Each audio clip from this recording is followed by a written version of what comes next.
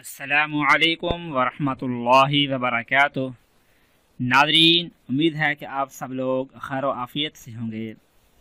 नाज़रीन, वो ख़वातीन कि जिनको हमल नहीं ठहरता या हमल ठहरता है तो डॉक्टर ने बताया है कि ये बच्चा ये डिलीवरी नहीं होगी बल्कि ऑपरेट करना पड़ेगा और घर वाले परेशान हैं। एक तो डॉक्टरों के महंगे से महंगे ऑपरेशन, ऊपर से इलाज महंगा, फिर औरत की ज़िंदगी भी आधी हो जाती है कि वो ऑपरेशन की वजह से उसकी वो तबीयत नहीं रहती जो पहले होती है। तो ऐसे हालात में घर वाले चाहते हैं कि ऑपरेशन ना हो बल्कि डिलीवरी के नॉर्मल तरीके से हो जाए और तकलीफ़ भी ना हो ज़्यादा। तो उसके लिए आप ये अमल कर लें।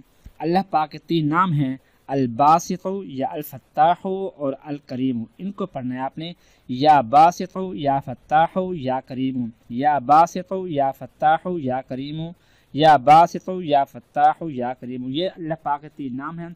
जिस तरतीब से हमने आपको बताई हैं इसी तरतीब से आपने पढ़ना है। जब औरत को हमल ठहर जाए और उसके आखिरी अय्याम हों, आखिरी अय्याम से बात क्या है कि आखिरी मंथ चल रहा हो, तो उस वक़्त मियाँ और बीवी दोनों की ड्यूटी है, दोनों की यह ज़िम्मेदारी है कि वो दोनों ये अमल कर रहे हैं। अल्लाह पाक के 3 नाम, या बासितु या फत्ताहु या करीमु, इसको हमेशा इसका विर्द करते रहें।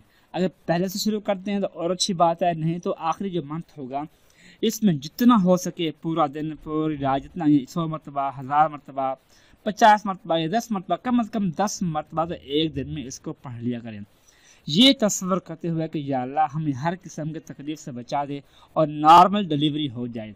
तो ये अमल करते रहना है आपने। इंशाअल्लाह इस अमल की बरकत से औरत हर किस्म के ऑपरेट से बच जाएगी और उसके घर में ही नॉर्मल तरीके से डिलीवरी हो जाएगी इंशाअल्लाह, और हर किस्म की बड़ी तकलीफ से उसकी हिफाजत हो जाएगी और बच्चा और माँ दोनों बिल्कुल ठीक होंगे इंशाअल्लाह। दुआ है कि अल्लाह पाक हम सबको हर किस्म के तकलीफ से दूर फरमाए। आमीन सुम्मा आमीन। अपना ख्याल रखिएगा। अल्लाह हाफिज़।